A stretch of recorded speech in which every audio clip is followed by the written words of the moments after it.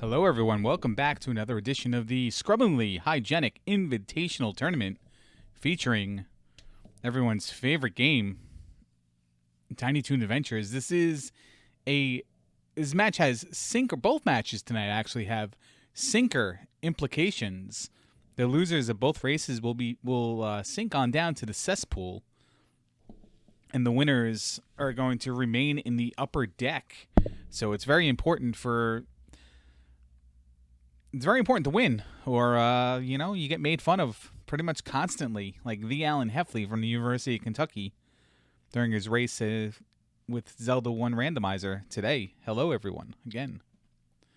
Gonna be on our way in a second here. We do have a doubleheader. Buzz Thunder and V. Resner to follow. Runners are readying up.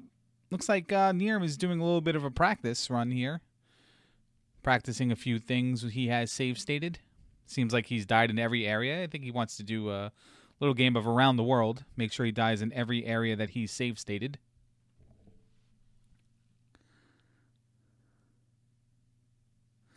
Let's give it a little bit of audio for flavor. This way you can tell me how the Larry to audio ratio is. Gonna have fun tonight. There are races tomorrow, 4 p.m. Eastern time. It is two people. I forgot who they were. And then 11 p.m. Eastern time with the other two people. Is that tomorrow? It doesn't matter. We'll recap that later. Both players have hit reset. They're raring to go here. Who is everyone rooting for? Nierm, Armageddon, Buzz Thunder, V-Rez. Wait till somebody hits start, and then we'll begin. All right, here we go. So we're going to start out on stage 1-1, and since this is a very important race between these two douche nozzles, I need to ask you guys a very important question. What is your favorite canned food? Be it a soup or like a Chef Boyardee, Franco-American maybe specialty? Is it like a Hormel chili? Weigh in now. Favorite canned foods. For me, I do like a good SpaghettiOs with meatballs. Do like Hormel chili with beans. It's kind of cool. If you can get a good clam chowder, like New England clam chowder, none of that Manhattan red crap. That'd be nice. So Armageddon time does take a death. Yeah, SpaghettiOs with meatballs is probably the most solid of the canned foods. I don't know. Chef Boyardee beef ravioli is pretty good as well. The Alan Heffley from the University of Kentucky is a chunky soup fan. So is Karate Stick. Karate Stick is just a fan of the up carrot in general. Yet a loaded potato chunky soup's not bad. And Progresso soup makes a few good loaded potato soups or whatever. There was this like bacon and bean bit Campbell's soup one time.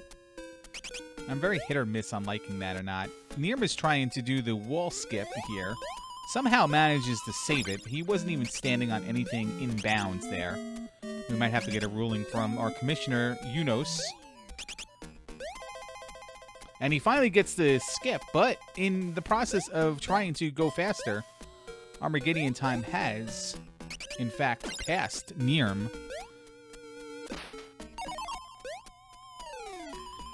See Nierm taking the safety hard. Armageddon time is going to be the first to arrive for this last little section before the boss.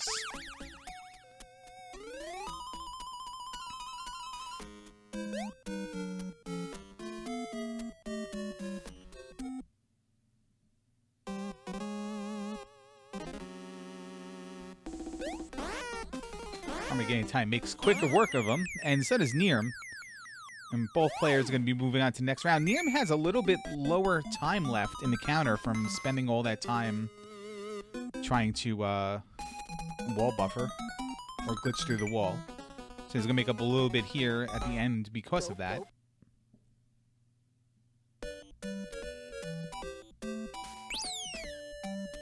Yeah, and Heffley has taken a bath in cheesy chicken enchilada soup. So I used to go to drive-thru whenever I asked for extra sauce. I used to tell him it was to rub on my face. And they don't know how to respond to that. It's the most awkward conversation you can have with somebody.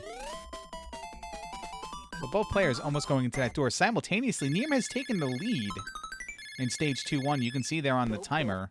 He did clear that stage 3 seconds faster. But that's 3 more frames that he had to wait for. We're in everyone's favorite water level. See, you can see Neem utilizing the mechanics of this game better than Armageddon Time. The pressing down to slide to gain momentum. So he's doing it wherever you can. Whenever you hit slide, you go a little bit faster.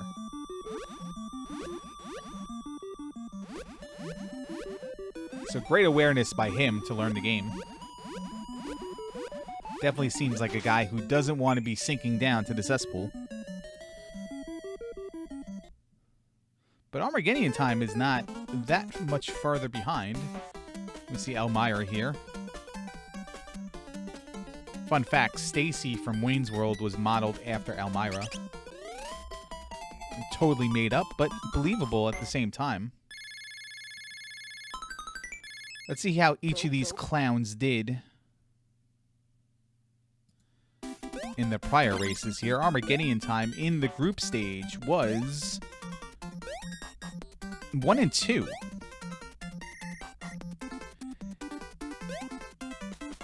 Oh and 3. Sorry, he was 0 and 3. He lost to JSR in that controversial match where he actually finished the game first, but did not declare himself done, and the 32 people board of directors, none of them which are in this tournament, have ruled against Armageddon Time unanimously. Lost by 1 second. He lost to Link Sevens, and he lost to Buzz Thunder. He's got a 19:15 as his best time.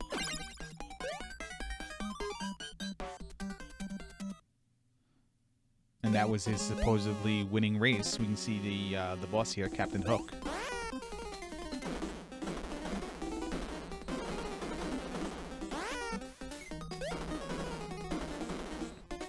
Neem might, in fact, finish the game. He does down the boss. He might finish the game before I find Tiny Toon Adventures on the list of games he's raced on SRL.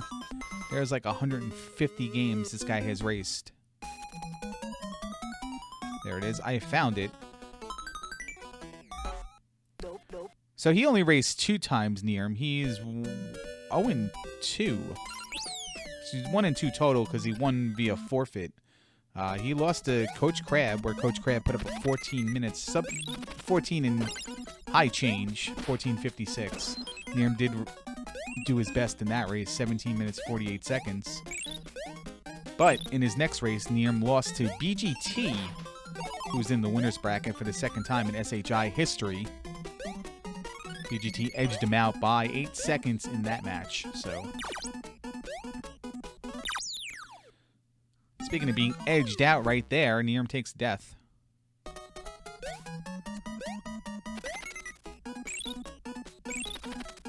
I believe everyone would like to see a soft lock here at some point. Maybe double soft lock.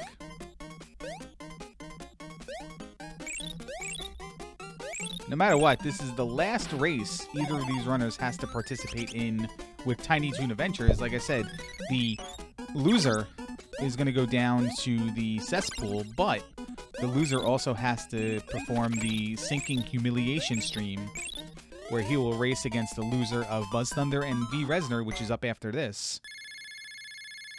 In a blind game, they're going to get the game dropped on them 3 minutes beforehand. And they're going to have to race it blind. First one to complete it, or whoever gets the furthest fastest in the hour time limit will win. Only pride on the line, maybe possibility of additional picks to nominate a new game for next season.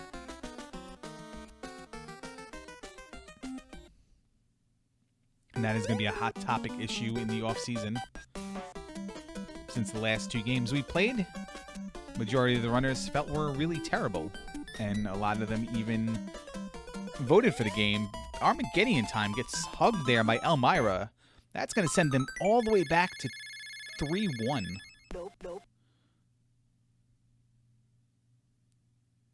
Gets to keep his lives, though. He has 8 lives.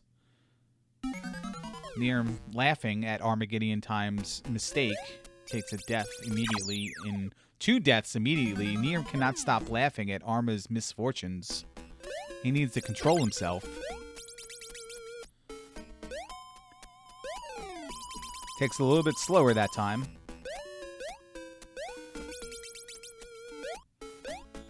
He looks composed. Arma is back to 3-2.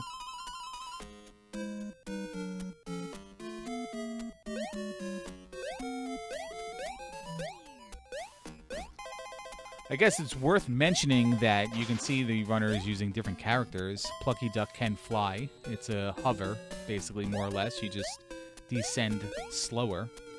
And Nirm is using Furball, who does climb walls. And you can see him utilizing that in this stage, where he can get up on that ceiling. Ceiling walk is okay in this category. Nirm's going to grab that safety heart and then make his way into this door, where he's going to fight Fido here.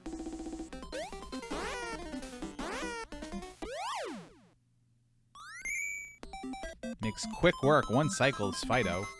Grabs the key, and he's going to move on to World 4. Armageddon Time gets away from Elmira that time. Armageddon Time has more points, not anymore. Nirm takes the lead in points. It's a very close battle for that. Arma having 1 stage in hand, though, you gotta feel like if he does complete the game, he is in the position to score higher.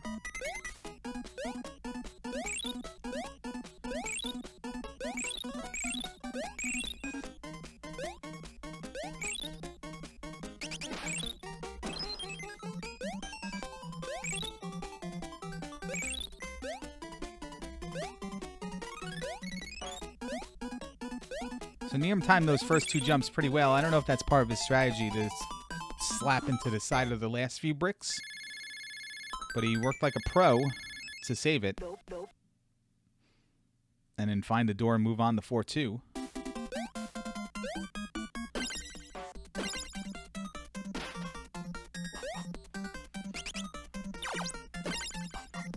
Arma's here on the last bit of World 3. Nirm gets whamboozled. So I was food shopping today, and I was walking around the whole supermarket. It really wasn't that big of a supermarket. It's a smaller meat, produce, kind of specialty supermarket. And I arrived, and it's Friday, and with snow pending for the weekend, I arrived and I took my deli number, and it was deli numbered 72, but they were now serving 56. So I'm like, all right, it's time to take a little bit of a walk here. Let's go pick up everything, including the ice cream, and kill some time. So by the time I was done with that, they moved on to 59. So I had even more time to kill. Now I'm thinking to myself, I'm like, what have I not purchased in a while that I would consider eating? Like, where can I spoil myself here by buying something I don't really buy all the time, but do like? And if anybody has any of those foods, as Nirm cheats the system, please let me know. This is one of those things I haven't had in a while, and I don't even know. I don't have a desire for it. It's just I haven't had it in a while. Marshmallow fluff. I don't know if anybody's ever had marshmallow fluff, but it used to be a kid time favorite. That on peanut butter. Peanut butter and marshmallow fluff sandwich. Nirm's going to cheat a little bit more and grab the safety heart. Armor clears 4-1. The ice cream, Breyer's ice cream, was on sale, $2.99 a half gallon. And we purchased some. I purchased some earlier in the week.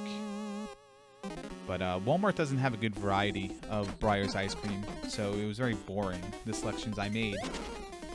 Meat Farms had a big selection of Breyer's ice cream. And I wound up getting cookies and cream and butter almond. I was tempted to try salted caramel, but I don't know if I've ever ate salted caramel in my life, so I don't know what that really would have tasted like.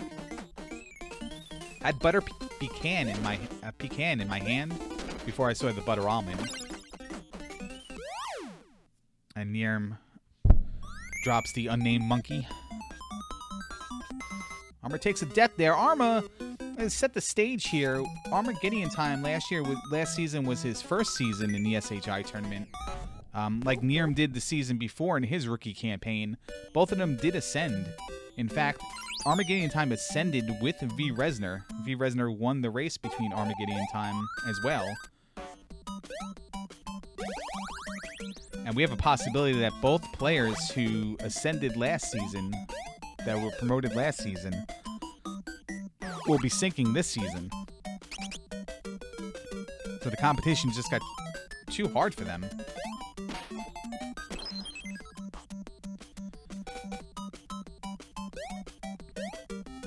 And to be real, Nirm also, like I said, was in the season, just got promoted the season before. So this is his second season in the upper deck, is at risk of relegation. But because Armageddon Time made a mistake, that made the Luck Box, JSR, make the winner's bracket and Bust Thunder make the loser's bracket.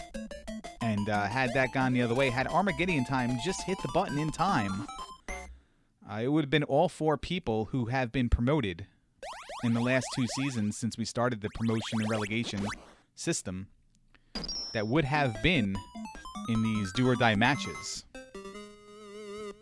So very hard, very tough competition in the upper deck. It takes luck and dedication to stay up there. I wouldn't know. I did drop last season. But in my defense, you all can eat it. On the last stage here for Nirm.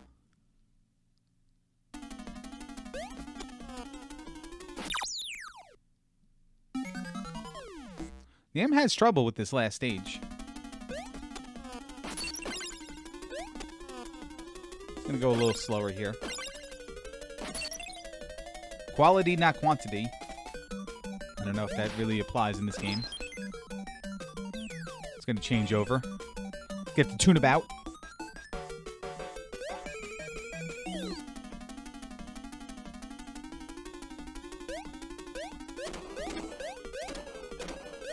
Armor takes a death. This game does have some bad hitbox detection, where you do have to be on top of the enemy to hit it. If you're a little bit off to the side, even if you're going down a ramp and they're walking up a ramp, and your foot hits the side of their head, the top side of their head, you do take a death.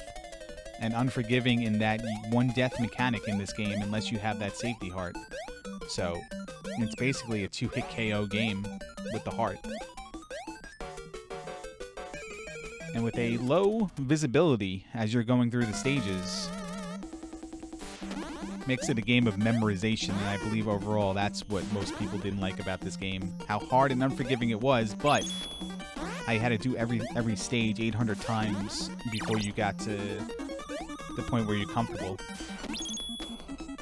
Speaking of comfortability, Nirm has none here against Max. He's going to have to do the whole stage 6 over.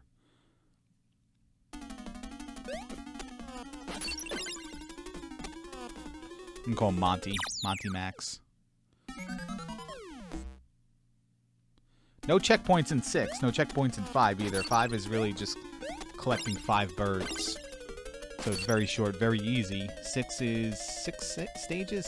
7 sub-stages? You can see right there, Armageddon Time bops that monkey, but somehow brushed the monkey next to him and died.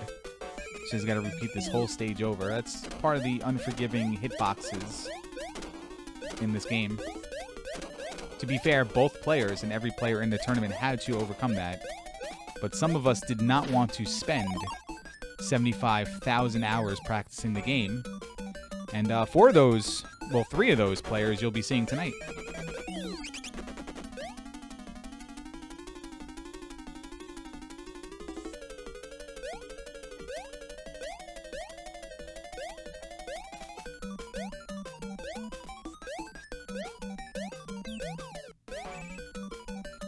Nirm's armed with the safety heart.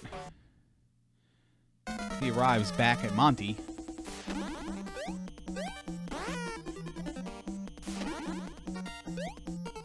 Three hits total, and Monty will go down. There's 2.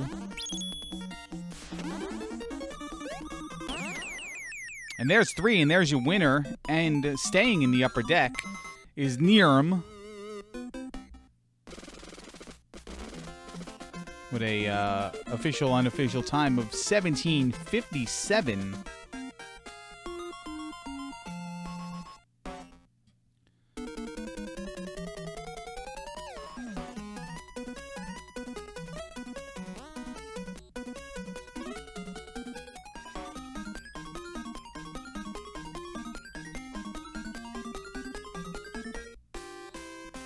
We'll see if we can get that guy in chat to gloat and talk about his win.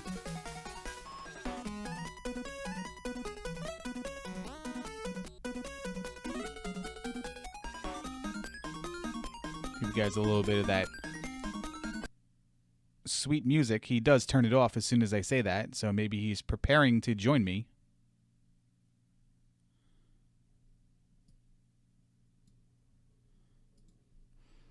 Armor, always the troop. Armageddon time is... he does like this game. He is one of maybe 1 people who do like this game. And we are joined by Nirm right now. What's up, champ? Congratulations. Hello. I mean, you did win. You do stay in the upper deck. What are your thoughts on this game overall? This is a very punishing speed game. All right, so a little bit of real talk here. You are a legit speedrunner. I went through your SRL profile before to see what your what your times were in this game, and you have about 715 games listed in your profile. What makes this, specifically real talk, a bad speedrun? It's not a bad quote-unquote speedrun. It's just a very challenging one. It's the slide mechanics in this game and maintaining speed and momentum is incredibly difficult. And as far as like racing this game goes, you make one mistake and you're down a minute and a half. So it's an incredibly punishing game. Yeah, I guess that's the fairer of the questions, not what makes this game a bad speed run, because when you can put that speed run together, it is, I guess, rewarding when you finally do it. But what makes the game a bad overall game to race, I guess, would have been more the fair question. And yeah, punishment. I was talking about how the 1-2 hit KO mechanic and the fact that hitboxes aren't really that favoring of the player. I've seen some weird stuff with hitboxes in this game. Like that second hit I had on the pirate, I was like literally like at his feet and I still somehow hit him. I don't know how that happened, but I'll take it. I saw BGT. I saw the pirate leave the screen and then BGT jump up from below him and get scored the hit. And then I also seen you trying to wall buffer and try to save it and land on some invisible tile out of bounds and save yourself. Yeah, there's a little tile there. There's actually 2 of them where you can jump back up. I found that out the hard way. We're going to have to make a ruling and see if that's out of bounds and not within the bounds of this category. But then I realized I see. Yeah, then I realized you're racing Armageddon time, and I just didn't care to look into the rule book. That's fair. Well, you know, USA. Keep it home is what we like to say. He is arriving at the final stage 21 minutes and 40 seconds into the race. He had a little bit of problem pretty much everywhere. He had a death on the first screen. He took multiple deaths. He actually got hugged by Elmira in stage 3 too. Oh, stage 3 sucks too because it's a long one. Yeah, I'm not even going to say hugged by Elmira. He just flat out just walked right into Elmira and didn't even jump. Like Elmira just charged him and he just stood there and took it. Sometimes she just needs a hug, you know? Yeah, I'm actually thinking that he was on his Canadian Canuck boards and he said, "Hey, yo, I'm racing this guy from the States in this game. Watch what I do, man. I'm not even going to move out of the way of Elmira and I'm still going to win." And that backfired on him. I see. I'll have to have some pancakes and maple syrup in his honor. Well, speaking of pancakes and maple syrup, what is your favorite canned food? Canned food, huh? That's a tough one. I'm normally not a canned food person, not anymore. I'm trying to think of what I used to eat back in the college days. Yeah, I was thinking about what I would like as well, and you gotta, you know, obviously soup comes to mind, but then you have the Franco-American Chef Boyardee kind of line of foods as well, SpaghettiOs and beef ravioli, chili, Yeah, SpaghettiOs definitely came to mind, and the ravioli's pretty good too. I don't know, man. That's a tough call. Yeah, I was in the supermarket today and I had to wait about 30 numbers at the deli counter because I decided to go on a Friday where there was going to be 4 inches of snow for the weekend. So everyone was there. Every Yeah, I'd probably have to 70. go with ravioli. Yeah, beef or cheese. Out of a can, I probably prefer cheese, but standard ravioli, I would say, any kind of meat would be good. But I feel like for whatever reason, cheese feels like a safer bet out of a can than meat. Yeah, I guess when you put it that way, I wouldn't discredit that answer. I'm a big fan of the meat ravioli because I don't really see it too often. It's always the cheese variety that I've ate growing up. There was actually a place in Greenwich Village one time when I went to I went to see Shania Twain at a book signing, and I stopped over with this girl I was hanging out with, and we decided to go one of those fancy New York style restaurant roadside place, Greenwich Village places that had like 8 tables inside, but whatever. And they had chicken ravioli. Interesting. I cannot find this anywhere else in my life. And I mean, I can find it online. I just can never find it in a store. And it was probably one of the best things I ever ate. Yeah, there's a lot of like vegan places here, and I do have vegan friends. So every once in a while, we'll go out to like vegan restaurants. And I had like this mushroom ravioli once that was actually super good. The date was not so much good. If anybody's wondering, I'm sure chat's lit up right now. Choke Me I Like It joined, and I kind of started ignoring the chat.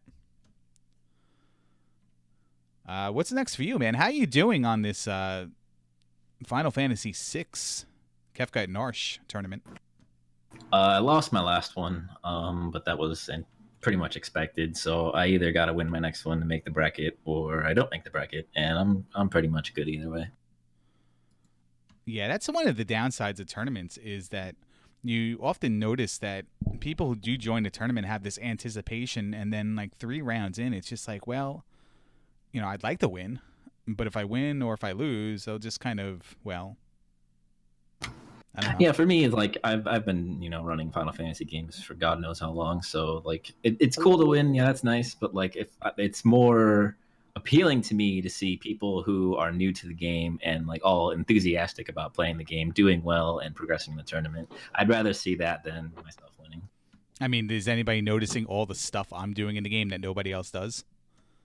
They just can't comprehend it. No, it's meta above comprehension. Speaking of camp comprehending thing, we're joined by the Canadian Armageddon time.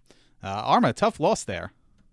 Yeah, that was heartbreaking because honestly, that was one of the worst performances of that game I've ever had in completing it. I mean, now, do you think that's because it was on the grand stage and there was a lot of pressure, or do you think you just tanked it all on your own? I think it was a little of both because honestly, like I knew that there was something, very important on the line, so I kind of felt that kind of hot feeling you feel in the middle of your chest when things actually matter. Menopause? Yes.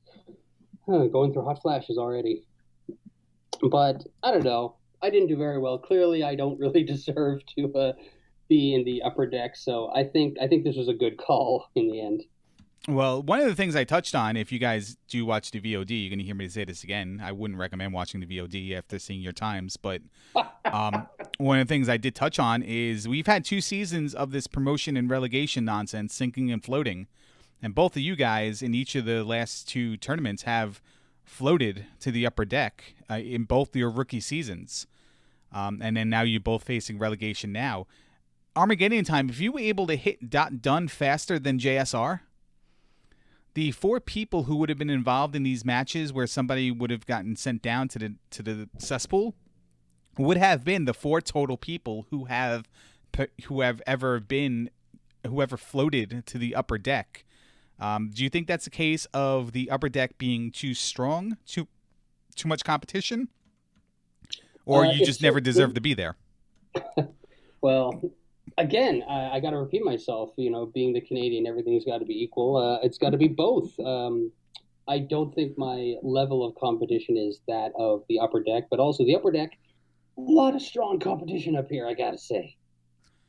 Very difficult, but Yeah, I mean, you got BGT. if you can, yeah, if you can make it up here, then you deserve to be here. But get ready for it's kind of like going from high school to college. Get ready for a rude awakening. I don't know what college you went to, but I don't even want to know what the definition of rude awakening would be there. But what I need for you now is for all you overgrown Twitch neckbeard sweat hogs to be quiet while I take off my robe and ask Armageddon Time one more question. Armageddon Time, what's your favorite canned food? Favorite canned food? Oh my god, there's such a world of possibilities. Rice pudding? I mean, we were talking adult foods, like something you can eat for dinner, but I guess rice pudding. I don't know. I like I like some brown beans in a sauce, maybe with the pork. You can just open that up and eat it.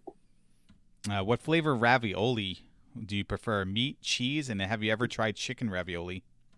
I've never tried chicken ravioli. My favorite ravioli is mini ravioli because you can get a lot more on the spoon. Are you a guy who just slams food in his mouth, much quantity as you can? Quantity over quality. No, it's just I don't know. I just like it better. Liam, what is your fast food spending habits? Are you a guy who just buys the meal you like, or are you a guy who goes budget dollar menu because you can buy more stuff? It depends on where I am.